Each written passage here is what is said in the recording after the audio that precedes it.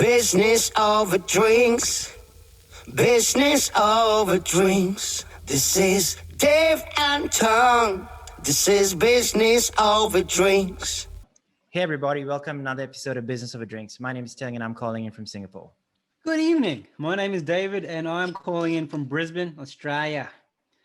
And I just poured a glass of wine. How's everyone doing? I'm doing real well, Dave. By everyone, I mean you, Terng. Yeah, I know, man. That's what I was answering. Thanks for cutting me off. I appreciate it. Well, our intros have been getting better and better every single time. That's all I can tell you. We've been messing up, man. But yeah, I think we've got a really exciting episode. It's just the two of us today because we realized that we're the two most interesting people we know. So bringing in a third person would just ruin it. So we're like, okay, cool. Let's get something interesting now. We live very sad lives. Yeah, that's true. And we've also got an exciting offer that we thought that we should kind of push and we should kind of offer to all our listeners. So all you 5 people out there, hey mom, we're gonna offer something real special. Hey dad. All right, Dave, do you want to do a quick intro on what the offer is and I'll break it down?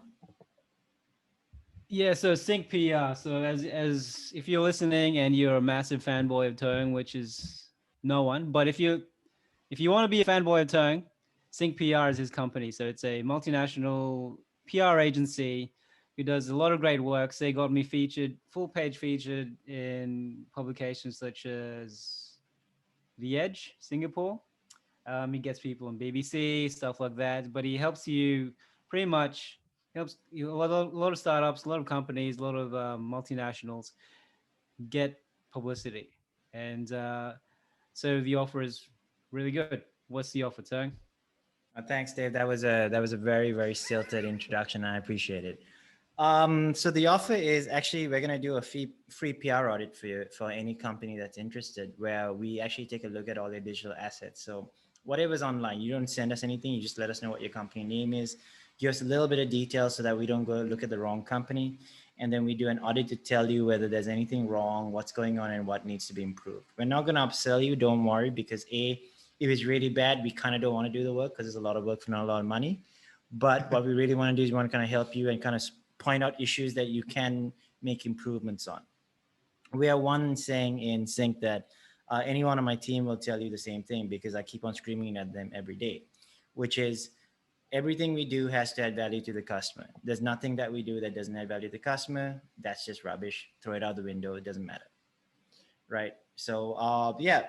Dave, do you want to tell people how to take part in the competition so they can get a free 30-minute audit? Free PR audit? We're selling this very well, but all you have to do is go to our website, businessoverdrinks.com, and subscribe to our newsletter. So just scroll down, subscribe to our newsletter, and we'll hopefully be in touch. So subscribe to the newsletter, then you go to the contact page and tell us that you've subscribed, and then you'll be in the list. So businessoverdrinks.com. So SYNC PR, once again, it's a great PR agency. They really helped give me publicity for my book, Everyday Assholes. It's really good stuff. So they do some great work. So even just to get a free audit, and as Terng said, they're not going to try and upsell anything, go check them out.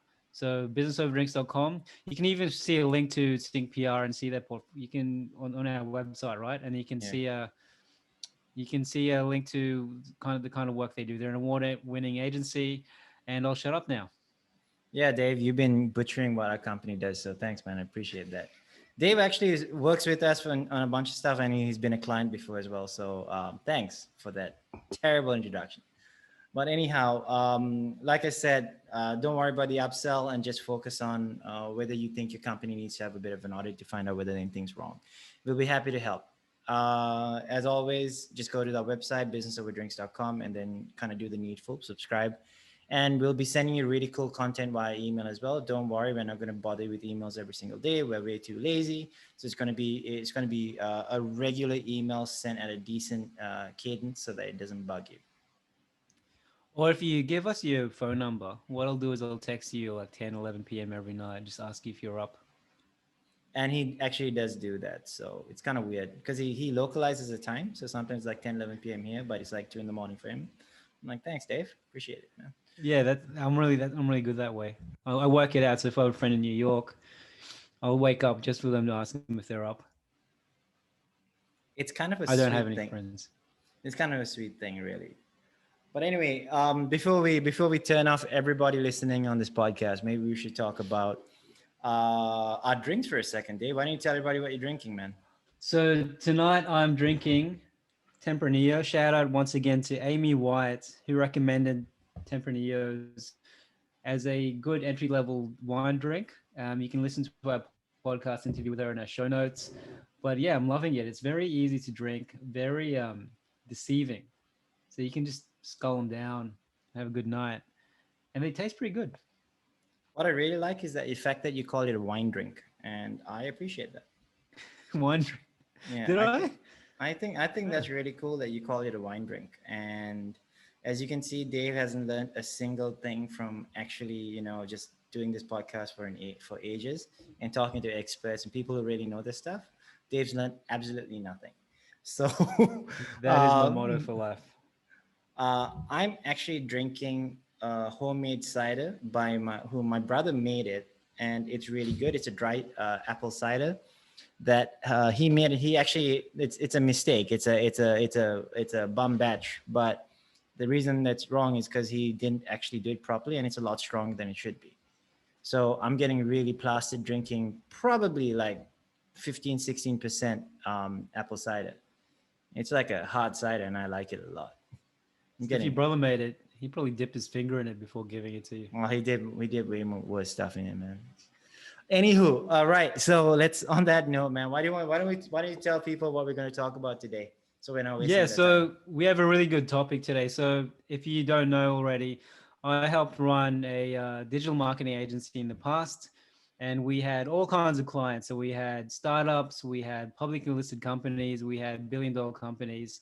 Terng runs a multinational PR agency, and over the years, we've encountered a certain type of client, certain successful clients, and we've learned a lot from them. So we thought we'd share some of the lessons we've learned from some of the most successful clients we've had, or we currently have, what Terng may currently have, and share them with you guys. So hopefully in your business journey or whatever journey, you may be able to implement some of them, and then prosper, get really rich, become one of the 1%, pay more taxes. To be fair, I think most people listening to this podcast are part of the 1%, man. The 1% is actually a pretty sizable number of people. It is. Yeah. It is a lot. So the of only people maybe- here not on the 1% are you, Dave. You're not part of the 1%, man. You're part of the 99. That's good. Gives me a reason to protest. you drink wine, you got a Shiba Inu, and you do a podcast. You should be the 1% except for your income. Anywho, so before I get more comments about how mean I am to Dave, man, why don't we just jump straight into it? So how this podcast is going to work is both Dave and I are going to kind of discuss a little bit about the successful clients that we had. And also maybe before we do that, we can define what we think success really means. So Dave, how would you define a successful client? Yes, for sure. So success for us, for this podcast, for the sake of this podcast, is a business related success. So profits, revenue. So one factor of success for us would be where there's clear evidence that their business is growing. So they're investing, they're hiring more people, or they've literally told us our revenue is increasing, or it's publicly accessible. So that's one factor, or that's a number of factors we have. Anything else? So like you mentioned, so clear growth. So if you're seeing, for example, if it's a franchise business, they're constantly getting more franchises. If it's a startup, we're looking at their investment portfolio, their investment, and how much money that they're getting from there. So I think that's a very interesting thing to really look at. So maybe why don't we jump straight into it, man? Do you want me to start or do you want to start? Go for it. Right. So I'm going to take a really easy one. So this is a former client of mine. I never worked in the company, but I worked for them when I was working in agency before that. So we're going to talk about Grab. For those who aren't aware of Grab is basically like Uber, but Southeast Asian based, and they're a mix between Uber and Didi in China. So they have a lot of services, and they're considered a super app. For those listening on the podcast, I use air quotes because I think the term super app is very weird. So I worked closely with them when they launched in Singapore, and then they were doing, it became one of their biggest markets, and we were working with them quite a lot.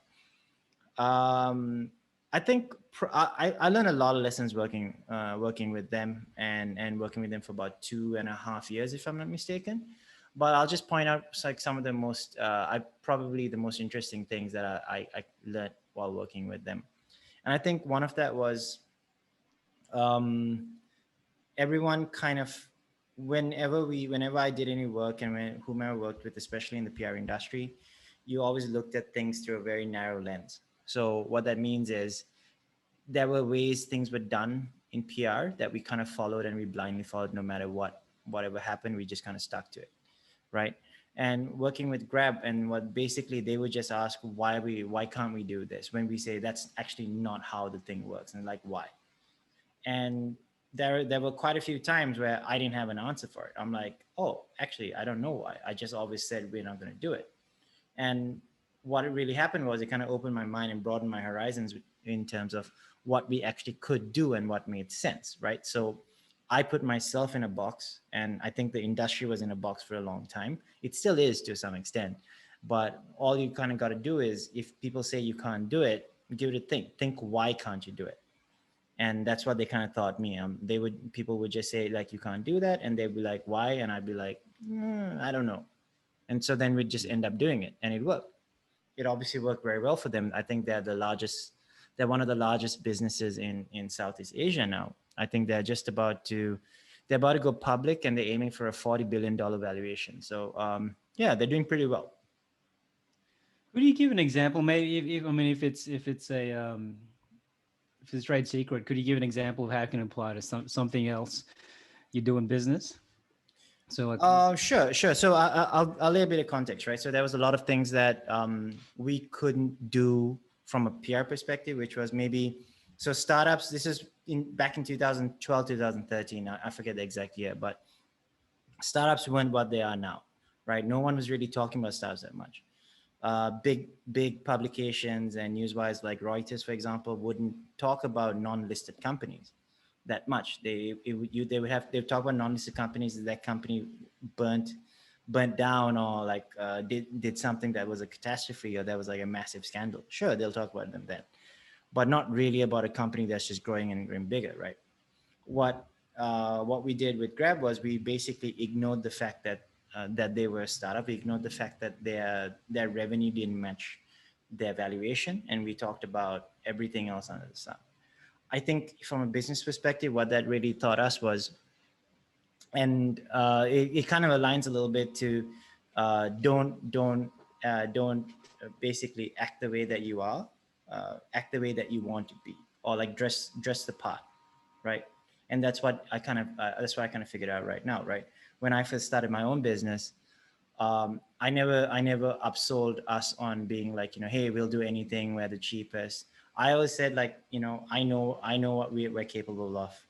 We have a long track record. So I would just look at things that we've done as consultants and combine our experience and bring it into the company. So basically, what I used from my experience with Grab was to kind of take what the perceived notions were in the business, kind of ignore all of that, and kind of go in full steam ahead, even if everyone's telling you that you're wrong. I kind of just went ahead of it and started my own business and did everything there. So I copied Grab in a lot of ways in that sense. Did that make any sense, Dave, or was I mumbling? who knows? But I think it sort of makes sense. So Charlie Munger either created this quote or he requoted it from someone else, where he said, if you give a person a hammer, all he'll look for are nails. So if you give someone, they'll only look for solutions based on their perceived expertise.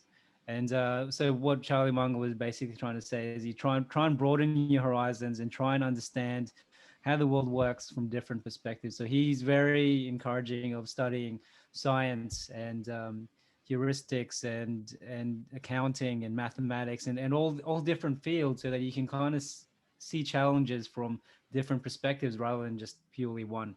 So these are all the fields that you're bad at, though, right? I'm pretty good at Think hard, mate. Think hard. I'm thinking really hard. Give me 10 more minutes.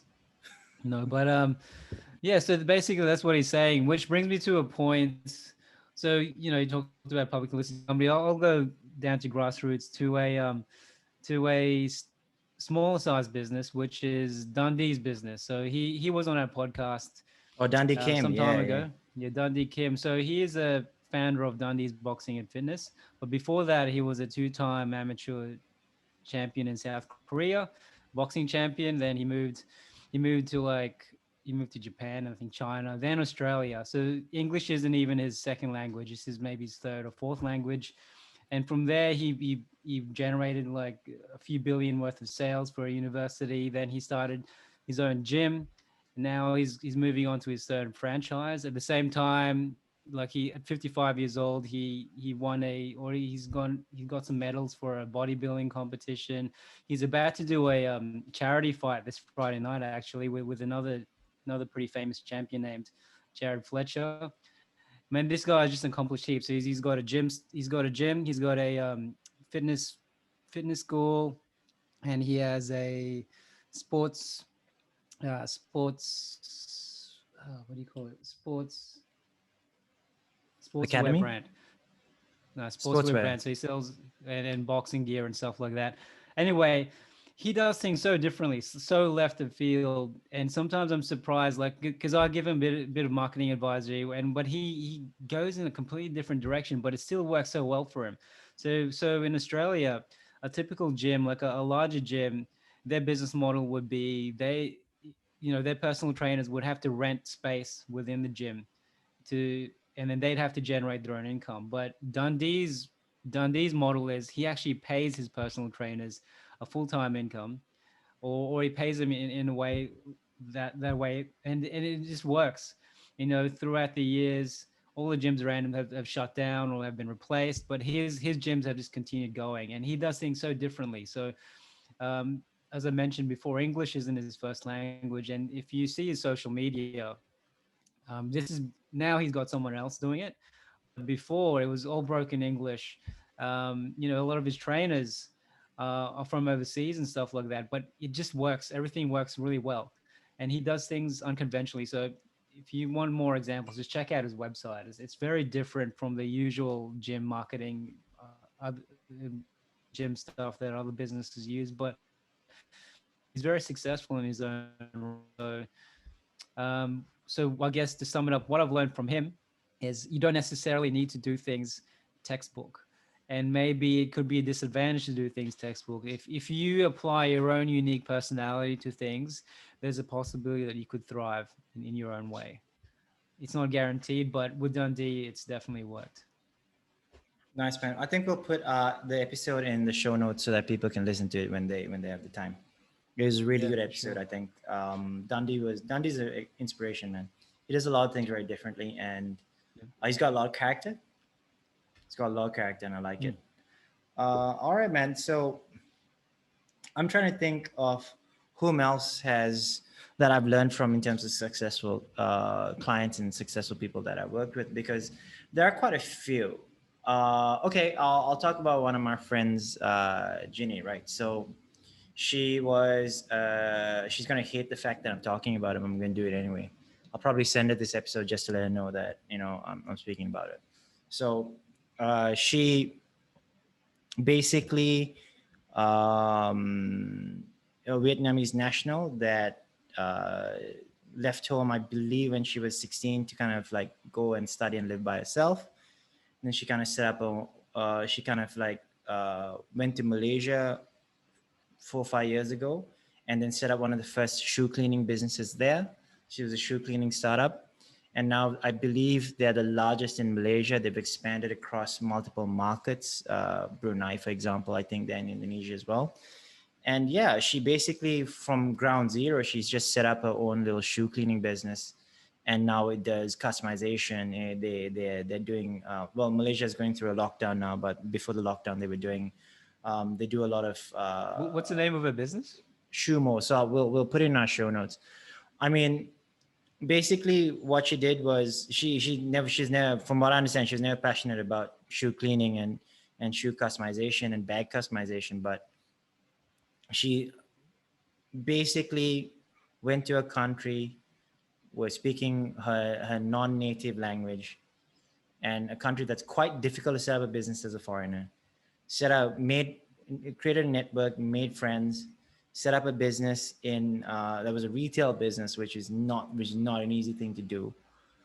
Used her skills as a digital marketer and basically made the business cash flow positive in the first few months. It was all very, very quick. And yeah, she's extremely successful and very, very, very hardworking. And I think kind of what I learned from her was um, nothing that I faced and nothing that I've had to experience was probably as challenging as kind of dropping everything, moving to another country and setting up business like in the first 3 months. Nothing is as challenging as that. I think what I did was I lived in Singapore for now almost 15 years. I worked here for I think over a decade before I set up my own business. Like that's not that hard. I kind of had home court advantage in that sense, right? And I was always thinking like, you know, being an entrepreneur is the hardest thing. But I think when you look at how other people be entrepreneurs, how they actually went and, you know, built their business, got funding, created networks and partnerships, all kind of like right from scratch. I think that's amazing.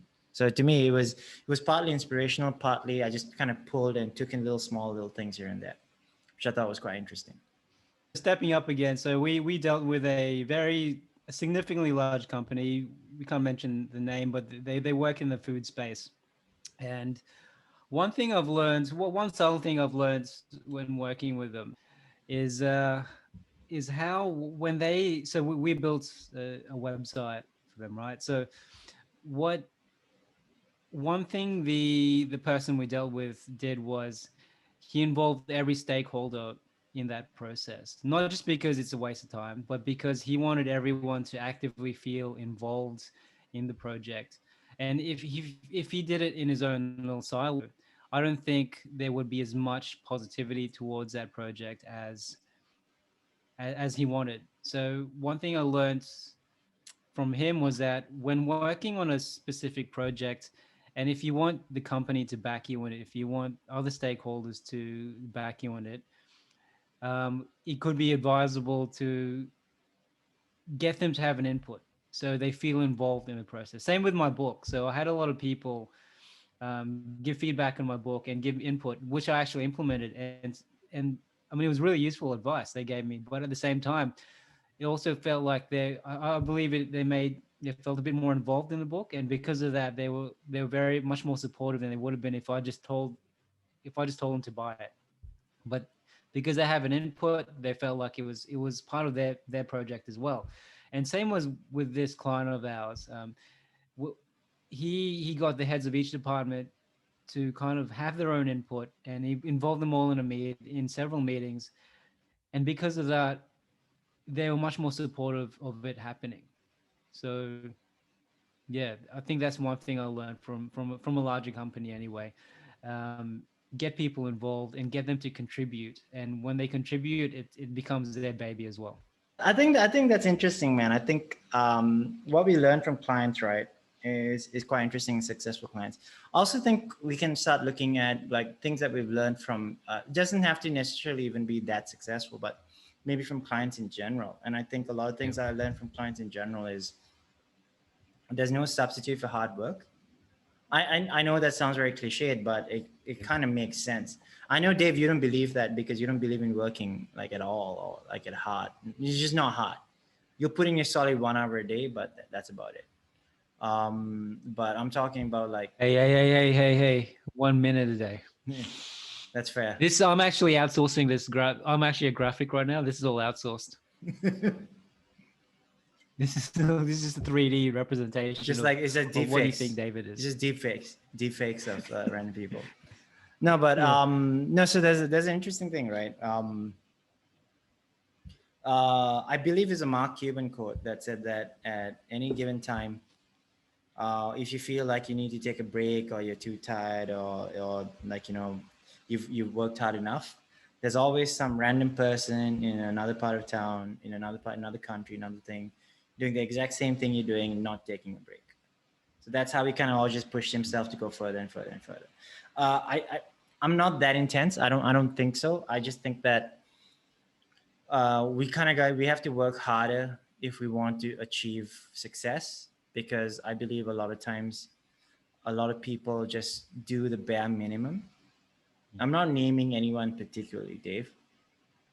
I'm not saying people's name, Dave. I think, are you thinking about yourself? I'm not saying anything, Dave. But yeah, so we kind of just got to do, I think, a little bit more sometimes. Kind of put ourselves Yeah. in a position to be successful by putting in the work and putting in the effort at the start. And I think that's something that I learned really fast working with startups and working with SMEs, man. These guys don't sleep. They like guys and girls, these people, right? They just don't sleep. They're all working hard. Everyone's thinking, how do I, all those guys who like got funded hundreds of millions of dollars, sometimes billions of dollars, right? Those guys didn't get it from just being cool, right? Maybe they had great connections. Maybe they come from, maybe they already had these connections and network beforehand, but they still got to work hard. None of them got that way. None of them were handed that thing right from the beginning, right? They may have had a leg up or an advantage at some point, but they kind of had to do it themselves as well. Yeah, speaking of working hard, so Dundee, who we mentioned just then, he works from about 5. He's at the gym from about 5 a.m. to about 7 p.m. That's just working with clients and business stuff. Then afterwards, I'll get messages from him well into the evening. But there's also, I like to talk about Shaneal, who we interviewed recently, who did a great real estate podcast. You know, he's helped with an IPO. He's this guy's accomplished a lot. Like he has a few hits, music hits. He's done a lot. Um, Besides working hard, he works productively too. I think there's a big notion to say that you're working hard, but really you're not very productive in what you do. I don't want to say work smart and work hard.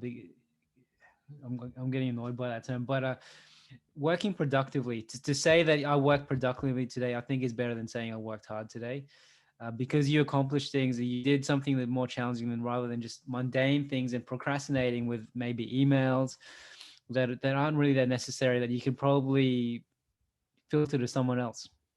So working productively is something I've learned from Shaneal, who was on our podcast.